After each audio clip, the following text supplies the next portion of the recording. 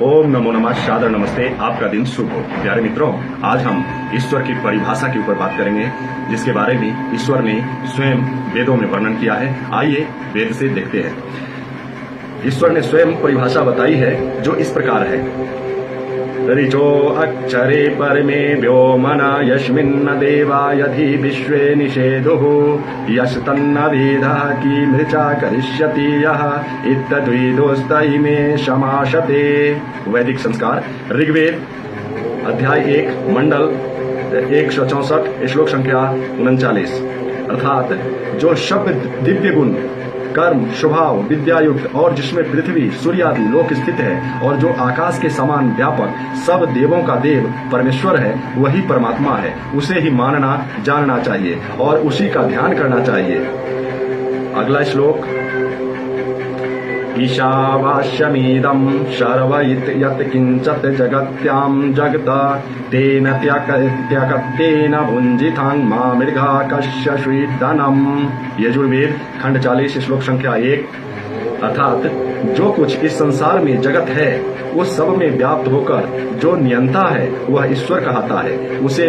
उससे डरकर तू अन्याय से किसी के धन की आकांक्षा मत कर। उस अन्याय के त्याग और अन्यायाचरण रूप धर्म से अपने आत्मा से आनंद भोग।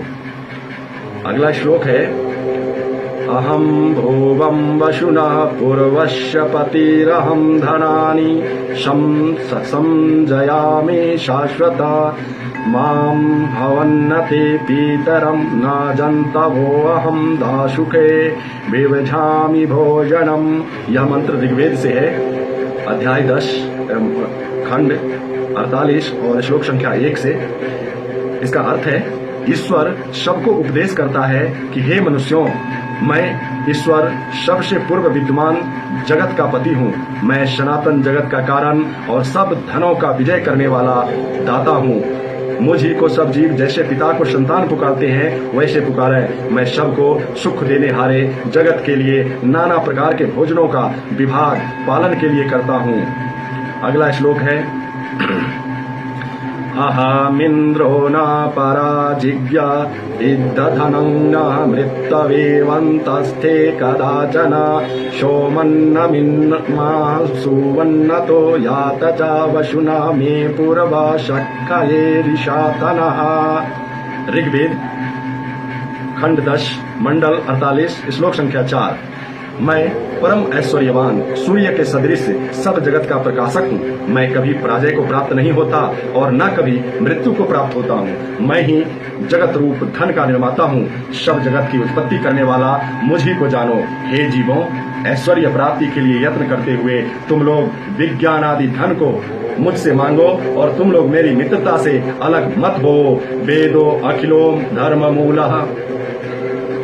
अगला श्लोक है, अहम दागृणते पूर्वम वशवहम ब्रह्म किरणवम महावर्धनम अहं भुवं यजमानस्य चोदिताप्ययज्जनवः साक्षी विश्वास्मिन् भरे।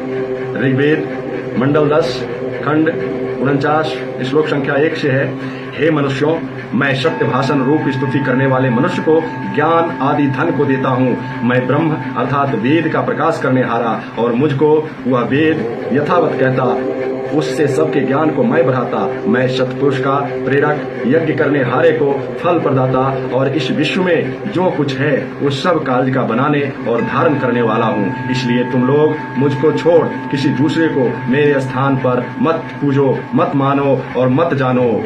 यह ईश्वर स्वयं कह रहे हैं। अगला श्लोक है, देखते हैं। हिरण्यगर्भः समावर्ताग्रे भूतस्य जाता पतिरेकयासीत् सदाधार पृथिवीं धामुतेमं कस्मै देवाय हविषा विधेम। अर्थात, हे मनुष्यों, जो सृष्टि के पूर्व सब सूर्य आदि तेज वाले लोकों का उत्पत्ति स्थान आधार और जो कुछ उत्पन्न हुआ था, है और होगा, उसका स्वामी था, है और होगा। यह पृथ्वी से लेकर सूर्य लोक पर्यंत सृष्टि के बना के धारण कर रहा है। उस सुख स्वरूप परमात्मा ही की भक्ति जैसे हम करें वैसे तुम लोग भी करो। अगला श्लोक, सह पर्यगाच्छो क्रमाक्रयं क्रमनस्नावीरं शुद्धं पापविद्वयं करविषणीषि परिभुः स्वयंभू यर्यातथयोऽर्थान् व्यदधाच्छासक्तिभ्यः शभाभ्यः।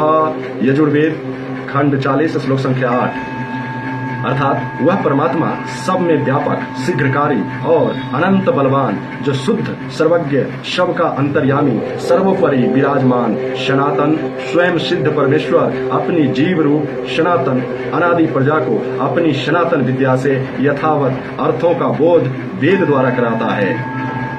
वह परमात्मा कभी शरीर व जन्म नहीं लेता, वह परमात्मा कभी शरीर धारण नहीं करता, अर्थात परमात्मा ईश्वर का कभी जन्म नहीं होता, जिसमें छिद्र नहीं होता, उनके अंदर कोई छिद्र नहीं, नारी आदि के बंधन में नहीं आता। वह परमात्मा नाड़ी, जो शरीरों में नारी होती है, नारियों के बंधनों से मुक्त होता है और कभी पापाचरण नहीं करता, जिसमें क्लेश, दुख, अज्ञान कभी नहीं होता, इत्यादि। अगला श्लोक। अपानिपादो जवनो ग्रहीता पश्यत्यचक्षुषा शृणोत्ययत् कर्मा स वेत्ति विश्वं न च तस्यस्ति वेत्यात्माहुरग्रं पुरुषं पुराणम्। अर्थात परमेश्वर के हाथ नहीं, उनके हाथ नहीं, परंतु अपनी शक्ति रूप हाथ से सबका रचन ग्रहण करता, पग नहीं, पग यानी पैर नहीं, परंतु व्यापक होने से सबसे अधिक वेगवान है। चक्षु का गोलक नहीं, अर्थात उनके पास चक्षु अर्थात आंख नहीं, परंतु सबको यथावत देखता है। श्रोत्र अर्थात कान नहीं, परंतु सबकी बातें सुनता है। अंतःकरण नहीं, परंतु सब जगत को जानता है और सबको अवधि सहित जानने वाला कोई भी नहीं।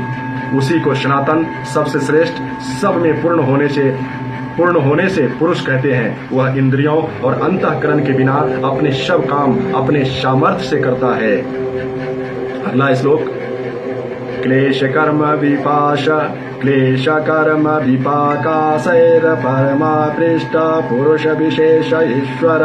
अर्थात जो अविद्या, क्लेश, कुशल, अकुशल, इष्ट, अनिष्ट और मिश्र फलदायक कर्मों की वासना से रहित है, वह सब जीवों से विशेष ईश्वर कहता है। यह परमात्मा का वेद के द्वारा दिया गया संदेश है, वेदों में यह संदेश दिया गया है। तो इसलिए उसी परमात्मा का हमें उपासना करनी चाहिए, जो सर्वशक्तिमान है, जो निराकार है, जो सर्वाधार है।